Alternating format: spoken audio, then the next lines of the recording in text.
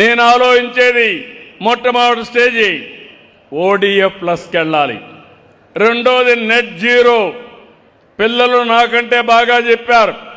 ఆ స్కూల్లో కురిసిన వర్షాన్ని భూగర్భ జలాలుగా మార్చడం, వాళ్ళ స్కూల్ పైనే సోలార్ ప్యానెల్ పెట్టి కరెంటు తయారు చేసుకోవడం, ఇంకో పక్క ఆ స్కూల్లో చెత్త ఉంటే దాన్ని కాంపోస్ట్గా తయారు చేసుకుని తద్వారా చెట్లకు కానీ కిచెన్ గార్డెన్కి కానీ పెంచుకోవడం. ఇప్పుడు చెట్లు పెట్టే కార్యక్రమం కూడా ప్రతి స్కూల్లో ఎక్కడ ప్లేస్ ఉంటే అక్కడ అరణ్యాలు తయారు చేయబోతున్నాం. అదే ఆ చిన్న పాప చాలా బ్రహ్మాండంగా చెప్పింది. మనస్ఫూర్తిగా అభినందనలు. నీకంతా కూడా ఆ పాపని నేను మనస్ఫూర్తిగా ఆశీర్వదిస్తున్నా. ఎంత 3వ తరగతి, చక్కని ఇంగ్లీషు, చక్కని భాష నాలెడ్జ్ కూడా. ఆ పాపకు సరిగా చదివిస్తే రేపు 20-30-15 సంవత్సరాల తర్వాత మీరు ఒక్కసారి ఊహించండి, ఆ పాప ఏదైనా చేసే శక్తి వస్తుందా లేదో ఒక్కసారి మీరు ఆలోచించుకోవాలి. ఎంత వాళ్ళల్లో పరిజ్ఞానం వచ్చిందంటే, ఒకప్పుడు ప్రైవేట్ స్కూల్కి పోయేవారు, ఇప్పుడు ప్రైవేట్ స్కూల్ నుంచి గవర్నమెంట్ స్కూల్కి వస్తున్నారు. అది ఈ ప్రభుత్వం యొక్క పనితనం. మనకేం తక్కువ ఉన్నాయండి మన స్కూళ్ళకి? ప్రైవేట్ స్కూళ్ళన్నీ రెంటెడ్ బిల్డింగ్లు, సరైన ప్రెమిసెస్ ఉండదు. ఈరోజు మనకు మంచి బిల్డింగ్లు ఉన్నాయి, మంచి వాతావరణం ఉంది, మంచి టీచర్లు ఉన్నారు. మా టీచర్లు మనసు పెడితే ప్రపంచాన్ని జయించే పిల్లల్ని తయారు చేసే శక్తి ఈ టీచర్లకు ఉంది. అందుకే మొట్టమొదటిసారిగా ODF అంటున్నా, ఇప్పుడు నెట్ జీరో అంటున్నా, భవిష్యత్తులో కార్బన్ న్యూట్రల్ అంటున్నా. మనం గాలి పీల్చుకుంటాం, కార్బన్ డయాక్సైడ్ వదిలిపెడతాం. కార్బన్ డయాక్సైడ్ చెట్టు పీల్చుకుంటుంది, మళ్ళీ అది ఆక్సిజన్ వదిలిపెడుతుంది. ఇదొక సైకిల్. మనం పశువులు ఉంటాయి, పశువులు కూడా ఆక్సిజన్ పీల్చుకొని కార్బన్ డయాక్సైడ్ వదిలిపెడుతుంది. అంటే మనం గుర్తుపెట్టుకోవాల్సింది, మన ఆరోగ్యం, పశువుల ఆరోగ్యం అన్నీ బాగుండాలంటే ఆక్సిజన్ ఎక్కువ ఉండాల్సిన అవసరం ఉంది. అందుకే నేను కార్బన్ న్యూట్రల్ అంటున్నా. పొల్యూషన్ ఉంది, పొల్యూషన్ అనేక రకాలుగా వస్తుంది. కొంతమంది మీరు చూస్తే కొన్ని వాహనాలు వాడతారు, పాతవన్నీ. ఆ వాహనాల్లో ఎంత పొగ వస్తుందంటే ఆ పొగంతా వచ్చి అది కానీ మన దగ్గరికి వస్తే ఇంకా మనం ఆలోచించుకోవాల్సిన అవసరం ఉంది. అందుకే నేను ఆలోచించేది ఒకటి, ఈరోజు ఇంకొక పక్కన కూడా నేచురల్ ఫార్మింగ్ కూడా వెళ్ళాం. ఈ విషయం కూడా మీరు గుర్తుపెట్టుకోవాలి. ప్రకృతి సేద్యం భవిష్యత్తుకు ఇది ఒక పెద్ద మార్పు అవుతుంది. ఇలాంటివన్నీ కూడా మనం చూసినప్పుడు లైఫ్ స్టాక్లో మీరు చూడండి, మిథేన్ రిడక్షన్. మీరు ఎక్కడన్నా పశువులు వేసే పేడ చూస్తే అందులో నుంచి గ్యాస్ వస్తుంది. ఈ విషయం కూడా ఆ గ్యాస్ కానీ సరిగా ఉపయోగించుకుంటే బయోగ్యాస్ తయారవుతుంది. అంటే ఒక్కొక్క దానికి ఒకటి there is a science. Green cover రాష్ట్రంలో 50% ఉండాలని నా కోరిక. అప్పుడే ప్రతి ఒక్కరికి సస్టైనబిలిటీ ఎన్విరాన్మెంట్ ఉంటుంది. ఇలాంటి చాలా సమస్యలు ఉంటాయి. నేను ఈరోజు మీ అందరికీ చూస్తే గడిచిన 1.5 సంవత్సరంగా నేను ఈ కార్యక్రమానికి శ్రీకారం చుట్టాను. నేను ఒకటే మీ అందరికీ హామీ ఇస్తున్నా, ఇప్పటితో వదిలిపెట్టను. మీ అందరి ఆరోగ్యం బాగుండే వరకు, దేశంలో ఆంధ్రప్రదేశ్ నెంబర్ 1గా తయారు చేసే వరకు ఇలాంటి కార్యక్రమాలతో మీ ముందుకు వస్తానని మరొక్కసారి తెలియజేస్తున్నా. సంక్షేమం ఇచ్చాం, మీరు చూశారు. ప్రతి కుటుంబానికి 4-5 కార్యక్రమాలు వచ్చాయి. సూపర్ 6లో తల్లికి వందనం. ఎంతమంది పిల్లలుంటే అంతమంది పిల్లలకి తల్లికి వందనం కింద మీ అకౌంట్లో డబ్బులు వేసామా లేదా అని అడుగుతున్నా. ఇంకొక పక్క అన్నదాత సుఖీభవ, కేంద్రం రాష్ట్రం కలిసి 20,000 రూపాయలు మీ అకౌంట్లో వేస్తున్నాం. ఇంకో పక్క మీరు చూస్తే మొదటి తారీఖున పేదల సేవలో 4,000, 6,000, 10,000, 15,000 రూపాయలు ఇచ్చే ఏకైక ప్రభుత్వం ప్రపంచంలో ఆంధ్రప్రదేశ్ ప్రభుత్వం. మానవతా దృక్పథంతో పనిచేస్తున్నాం. 35,000 కోట్ల రూపాయలు సంవత్సరానికి ఇస్తున్నాం. ఇప్పటికే దగ్గర 70,000 కోట్ల రూపాయలు ఇచ్చాం. ఇంకో పక్క మా స్త్రీ శక్తి, మా ఆడబిడ్డలు ఎక్కడికి పోవాలన్నా దర్జాగా ఎవ్వరి దయా దాక్షిణాలు లేకుండా దేవుని దర్శనానికి వెళ్ళొచ్చు. ఇంట్లో వాళ్ళ కోపం ఉంటే అమ్మగారింటికి వెళ్ళొచ్చు. తల్లిని చూడాలంటే మీరెళ్ళి చూసి రావచ్చు. పిల్లలు చదువుకోవాలంటే దర్జాగా స్కూల్కి పోవాలంటే ఏ బాధ లేకుండా బస్సు ఎక్కి వెళ్ళొచ్చు. తొందరలోనే ఇది కూడా ఆలోచిస్తున్నారు. రాష్ట్రం మొత్తం గ్రామాల్లో కూడా ఏసీ బస్సులే వస్తాయి.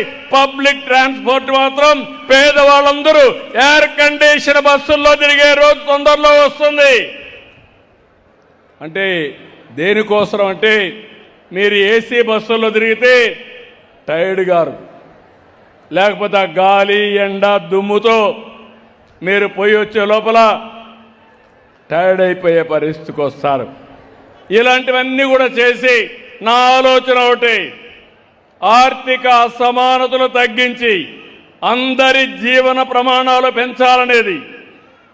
ఒక కోటీశ్వరులు తయారు కావడం కాదు, పరిశ్రమలు పెట్టాలి, పారిశ్రామికవేత్తలు కావాలి. కానీ పేదవాడి జీవన ప్రమాణాలు పెరగాలి. అదే నిజమైన బెంచ్ మార్క్ అభివృద్ధికి. అందుకే నేను ఒక పక్క సంక్షేమ కార్యక్రమాలు ఇచ్చాం, ఇంకో పక్క డిపార్ట్మెంట్స్ అన్నిటికీ చెప్పి పేదవాళ్లకు అనుకూలమైన కార్యక్రమాలు. ఈరోజు డాక్రా సంఘాలు చూశారు, నేనే పెట్టాను. ఈరోజు డాక్రా సంఘాలు పోయిన సంవత్సరం 1,00,000 మంది పారిశ్రామికవేత్తలుగా ఎంఎస్ఎంఈలు పెట్టారు. ఈ సంవత్సరం 5 లక్షలు పెడతారు. రాబోయే సంవత్సరం ఇంకొక 5 లక్షలు. స్వయం అనే పేరుతో ఒక బ్రాండే పెట్టారు. మీరు ఉత్పత్తి చేసే వస్తువులు మీ ఊర్లో కాకుండా, మీ జిల్లాలోనే కాకుండా దేశమంతా అమ్మే పరిస్థితి, ప్రపంచమంతా అమ్మే పరిస్థితి తీసుకొస్తాం. ఇలాంటి అనేకమైన ఆలోచనలతో ముందుకు వచ్చినప్పుడు ఒక పక్క సంక్షేమం, ఇంకొక పక్క అభివృద్ధి. అన్ని గ్రామాల్లో సిమెంట్ రోడ్లు, అన్ని గ్రామాల్లో మీరు చూస్తే స్కూల్ బిల్డింగ్లు, అదే మరి ఓడిఎఫ్ నెట్ జీరో. ఇంకో పక్క మీరు చూస్తే వ్యవసాయం పైన ఎక్కువ శ్రద్ధ పెట్టాం. ఈ సంవత్సరం వర్షాలు తక్కువ ఉన్నాయి, కానీ దానికి కూడా ప్రకృతి సేద్యంతో బ్యాలెన్స్ చేస్తున్నాం. ఇవన్నీ చేస్తూ సుపరిపాలన. మీ దగ్గర ఒక ఫోన్ ఉంటే చాలు, ఎక్కడికి పోయే పని లేదు, ఎంఆర్ఓ దగ్గరికి అవసరం లేదు, కలెక్టర్ దగ్గరికి పోయే పని లేదు. మీరు మెసేజ్ పెడితే నేరుగా పని చేసి మీకు చెప్పే రోజు వస్తుంది. అదే ఈరోజు జవాబుదారీతనం అని చెప్పి కూడా నేను మీకు తెలియజేస్తున్నా.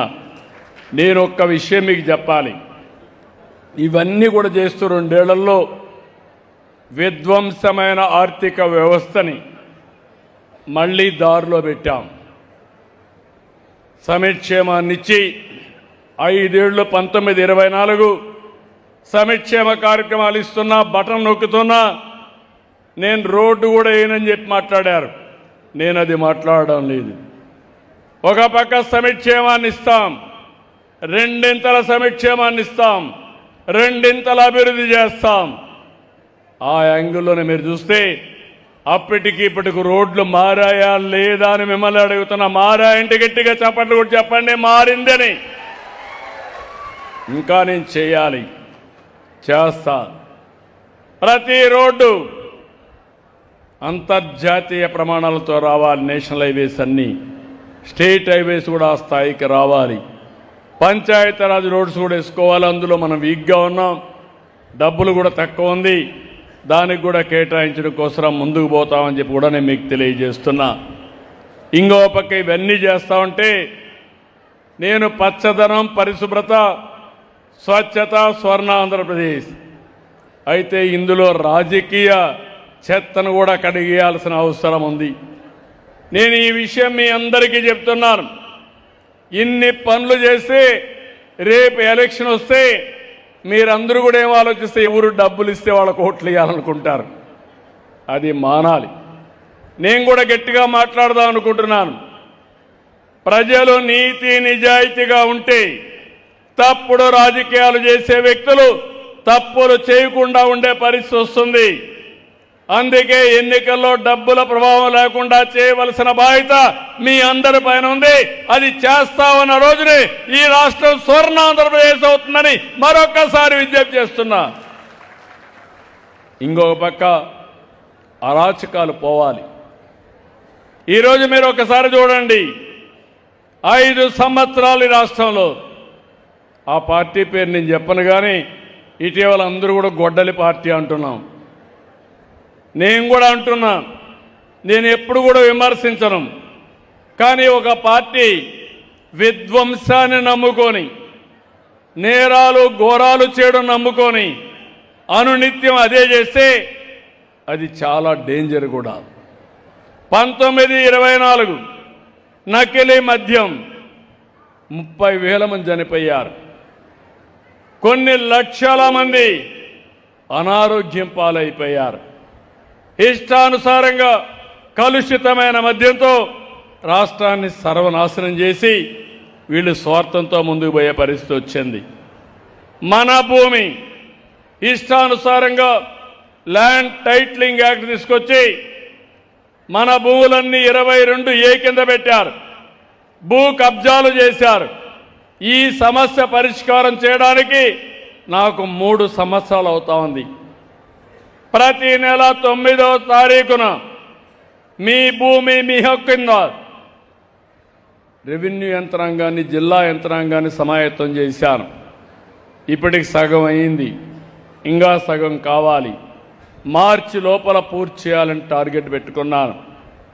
ఆ తర్వాత మీరు చూస్తే మీకు ఇచ్చే పట్టాదారు పాస్ పుస్తకం పగడ్బందీగా సర్వే చేసి బ్లాక్ చైన్ టెక్నాలజీ పెట్టి QR కోడ్ పెట్టి ఎవ్వరు ట్యాంపర్ చేయకుండా మీ భూమి మీ పేరుతో ఉంటుంది.